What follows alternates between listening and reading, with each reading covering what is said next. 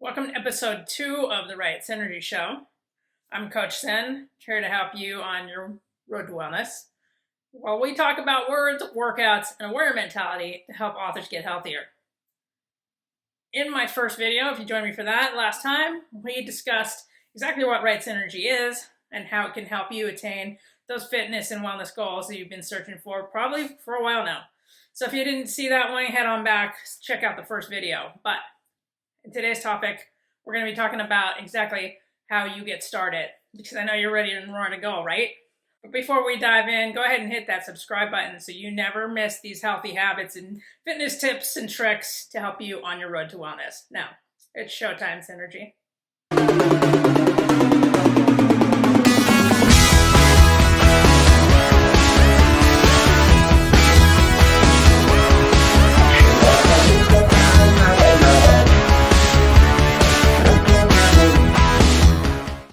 So more often than not, getting started on any goal is probably the hardest part of doing it. That doesn't matter what that goal is, especially if it's something you're trying to attain or have been trying to attain for a long time.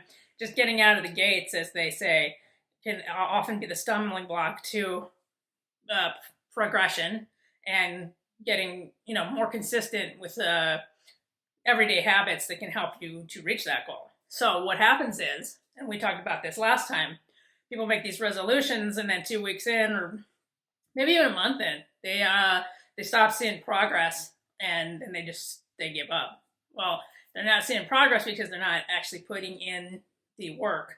They're also not having the patience to see the results, which we're going to discuss that further on in depth at another point in time. But just getting started is often the biggest and hardest component of it. You can be all gung-ho about something. You can see it, especially as authors. Let me tell you what. So we see something in our mind's eye and it's perfect and beautiful. Take a book, for example. You got the image in your head of what the story's going to be, who the characters are going to be, how it's going to turn out. And as soon as you set about trying to start doing it, and it's not coming out on paper the way that's in your head, what happens? We start to get writer's block. We start to make up all these excuses. We procrastinate, don't we? Well, the same thing goes for fitness, exercise, especially as a component. Eating right. What's the one thing that everybody always says? I'll do it tomorrow. I'll start tomorrow. Well, guess what? Tomorrow never comes. But today, no. You and I together, we start today. We start putting in the work. And another thing that I've realized recently, people don't want to put in the work. They want the shortcut. And shortcuts never lead to anything good. Let's get deep on this, for example. If you've been given everything in your life and you have never had to work to achieve it, you take it for granted. So you fritter it away. Say somebody just, you inherited money and you didn't have to work for it. More often than not, people just spend it. And then all of a sudden, they don't have that money anymore. Whereas, the flip side to that is, say you worked long and hard to attain this money, you know the value of that dollar because you put the work in to get to that point. See what I'm saying? So if somebody's going out, and I'm not trying to get into a whole big thing here, but if you're going out and you're taking a shot or you're taking a pill or some other kind of quick fix to get you to your weight loss goals, you're not going to be able to sustain that. A couple reasons why. First of all, this stuff hasn't even been, clinically proven to work in the long term. Your body adapts. That's why when you do actually start getting into fitness and exercise, you're going to need to keep switching up your programs. This is advanced stuff, but it's because the body will adapt to whatever strain you're putting it under. So if you're trying to go and just take this miracle cure and then everything's wine and roses, all of a sudden what happens? If you don't change the root of the problem, all of a sudden you start gaining that weight back. So I don't want you to go down that path thinking everyone's doing it, that's the way to go. No, that's not what we're doing here. What we're doing is small, actionable daily tips that you can incorporate into your life for the long run that will help you get healthier. It's not about, let me just drop some weight really quick. It's not about, let me get huge muscles really quick. It's about getting healthier. And there's so many components to that one miracle cure, shot, pill, whatever, is not going to be the answer. So if you're here, you're ready to do the work, you're ready to put in real changes and see real results. Now, how do we do that? We have to get started. And why don't we get started? Well, what trips us up? We're too in our heads, okay? And this goes for like anything. I'll give you a good example. This channel, these videos, this whole experience, I've had this idea for a long, long time. And it has nothing to do with trying to get out in front of the camera. I'm worried about what people are. No, what I'm worried about is all the little tips and tricks. I went down a rabbit hole trying to learn how to film right, how to do the audio right, how to set up the whole YouTube. I was gonna, how to make a podcast, et cetera, et cetera, et cetera. And what happened was information overload. So to that extent, I got so wrapped up in having to have everything's got to be perfect before I start. I never even started. It took me till now to actually just put the camera on and just do it. And that's the same thing with trying to obtain your health and wellness goals. It may sound cheesy, an old-fashioned old slogan, but you just do it. Now, am I going to throw you out there without a life raft? No. In the coming weeks, I'm actually we're going to develop a plan for you to get started. So starting now, here's how you're going to do it. Number one, you need a compelling reason why you're doing this. If it's because you want to look better naked, great. If it's because you want to be able to play with your kids down the line, and right now your knees and your back suck from sitting so long, that's a goal, but it has to be compelling. It has to be intricate to you. It has to be for you, okay? Even if you're saying, I want to get healthier to be there for my family, that's still a you thing. You want to be there. Be selfish. It's okay to be selfish right now because, I'll give you another example. You know how they say when you're in an airplane and the masks come down and you're supposed to put the mask on someone else first before you put it on yourself? Well, that's not being selfish, it's being realistic, because without you being coherent, you can't help them. So the same thing applies right here. And I've said it once, I'll say it 1,000 times. If you don't have your health, you don't have anything. So if you're unhealthy, if you're unwell, if you're hurting all the time, the different areas of your life are going to be impacted by that. Now, if you start to take control of that, finally, you get out of the starting gates and you're running that racetrack, then things start to add up and things start to get a little clearer down the line. There's headlights on your car, but you don't have to see all the way down. You just pay attention to what is in front of you. And too many times people are like, they're looking way off into the distance of what they're trying to achieve, and they're not focusing on the first components that you need to get there. So what was the first tip that we have for starting out on a fitness journey? To reach those goals, you want to come up with a compelling reason why. Why are you doing this? What's it for?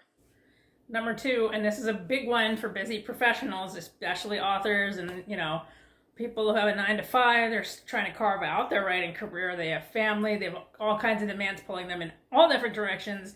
Believe me, I've heard this one all the time. Don't have time.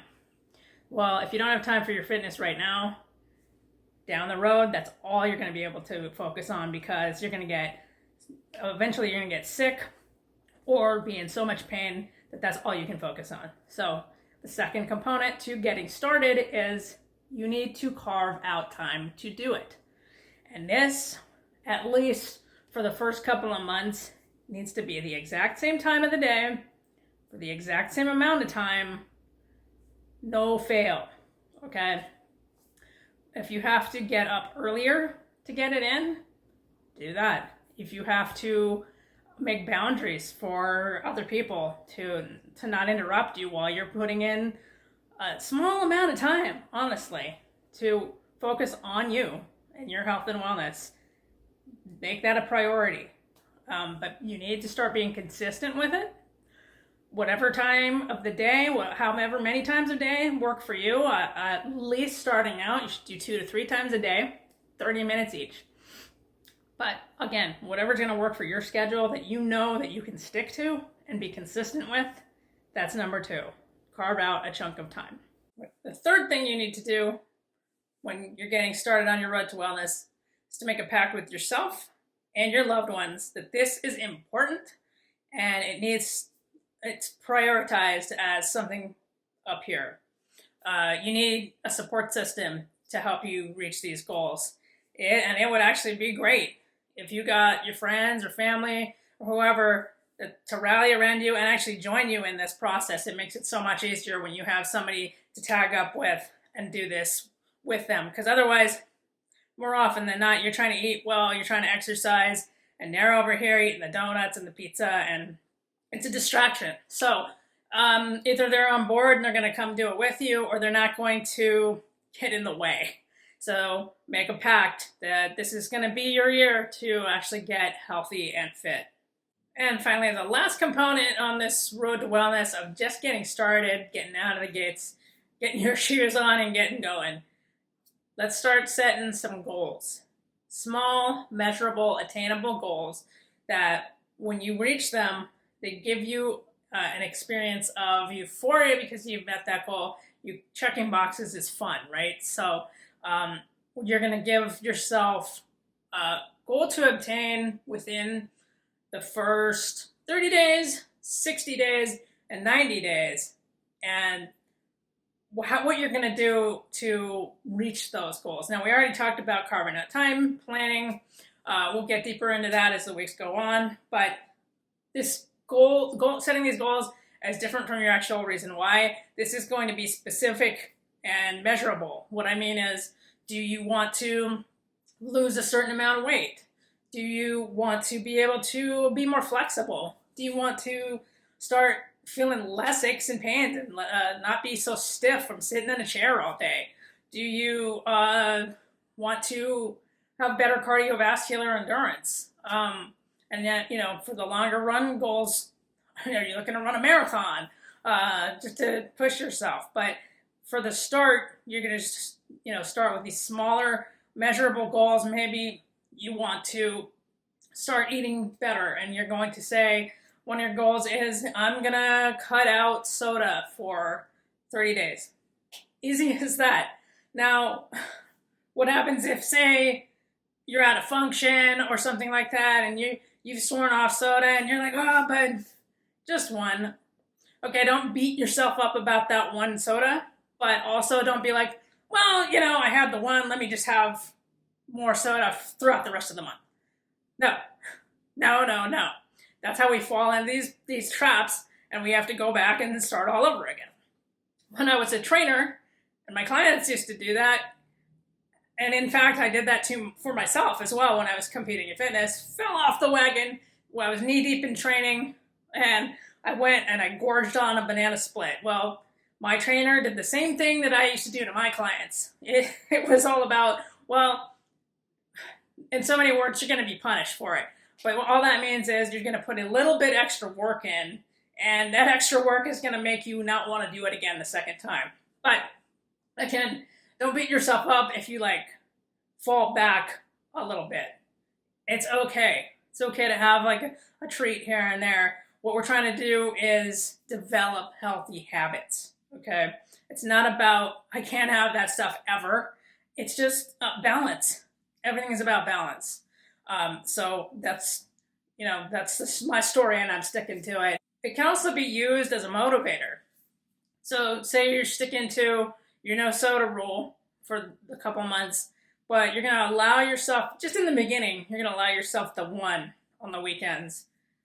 Well, Sylvester Stallone, we all know him. Rocky, Rambo, shredded, even to this day, shredded.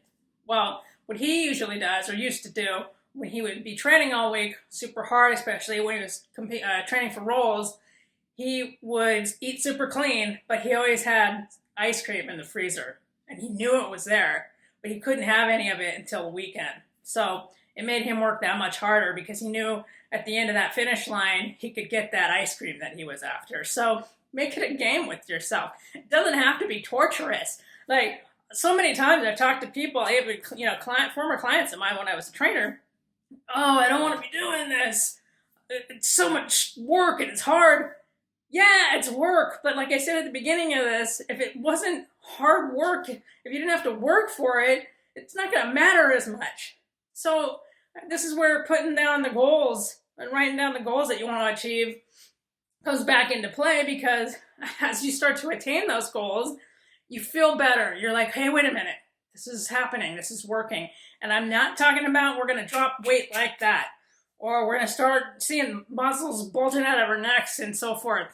That doesn't happen right away. You need to have patience with it. And that's why most people, when they get deeper into January, the gyms are packed January 1st. And then all of a sudden, little by little, they fritter out and they don't want to do it anymore because number one, it's hard. Number two, they don't know what they're doing, so they get discouraged. Number three, big one, 2 weeks in, they're like, I'm not seeing results. I quit. It doesn't work like that. It does not work like that. You need to have patience, and that is where setting these goals, these smaller goals, into bigger goals is going to help you to keep going on that journey. Because, like I said, as you attain the little ones along the way, then the bigger ones are going to seem closer and more within your reach, and it's going to compel you to keep going. I promise you this is how these things get done. But you need, like I said, a compelling reason why. You need to carve out a chunk of time to do it. You need to make a pact with yourself and those around you to do it, and then you need to set some goals. And that's the way you get out of the gates. That's the way you come out strong and fast and hard and keep the energy going, so that you can actually, 6 months down the road, you're like, hey, wait a minute, I'm still doing this. Instead of 12 months down the road, and you're like, wow, that resolution didn't work. Let's start all over again, And we're already knee deep into January, so I don't even want to talk about resolutions anymore. This is not about resolutions. This is about an evolution. And that's going to be my pretty middle success story for you today. We're going to be talking all about the women's evolution in the world of professional wrestling. Women's wrestling started as a sideshow, not to be taken seriously. The film Queen of the Ring, starring Emily Bett Rickards, highlights the career of Mildred Burke, a pioneer of women's wrestling in the 1930s. Burke was a catalyst for women in wrestling, helping to put eyes on the product. But it wasn't until years later that women's wrestling really started to shine. In the developmental brand NXT, women were given a bigger spotlight to showcase their skills in the ring. From there, women's wrestling continued to grow, attracting attention from pioneers in other sports, like the inaugural UFC Women's Champion Ronda Rousey. The hard work of these ladies culminated in the first ever women's wrestling pay-per-view event, aptly called Evolution. They went from circus sideshows to having their own event. That's what hard work, dedication, and never giving up can do across generations. So there you have it. Women's wrestling has come a long way, and if it wasn't for the first few female athletes in the beginning of the progression of everything, kept going and saw a bigger vision of it in the future, it wouldn't be the sport and spectacle that it is today. And that goes all the way back to you and your health and wellness goals. It only takes a spark of an idea. You're authors, or you're also some kind of creative type. If you found this channel, you know what a spark of an idea is. So write yourself a new story, just like the women of the wrestling entertainment industry have done. Write a new story, write a new path for yourself to actually reach a higher level. I mean, don't you deserve it? Of course you do. As always, I like to end these things with an action tip. We have several to choose from. But what I'm going to ask you to do today goes along the lines of our evolution and who we want to evolve into. And, as writers, we know how to strengthen words. Words have power, right?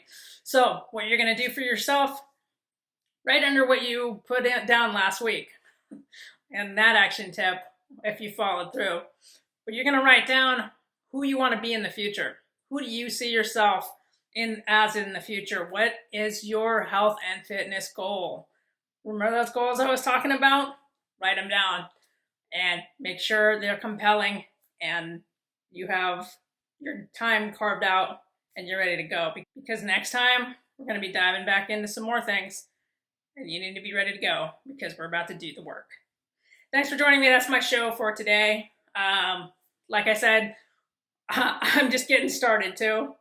Bear with me as we iron out some of the quirks here on the Right Synergy Show, but it's all about the information that I'm trying to relate to you. So again, if you need help along your way, make sure you come back to this channel, but also visit cynthiavespia.com and pick up your free Healthy Habits Toolkit. It has everything you need in there to get started. And we hope to see you back. Show's over, Synergy.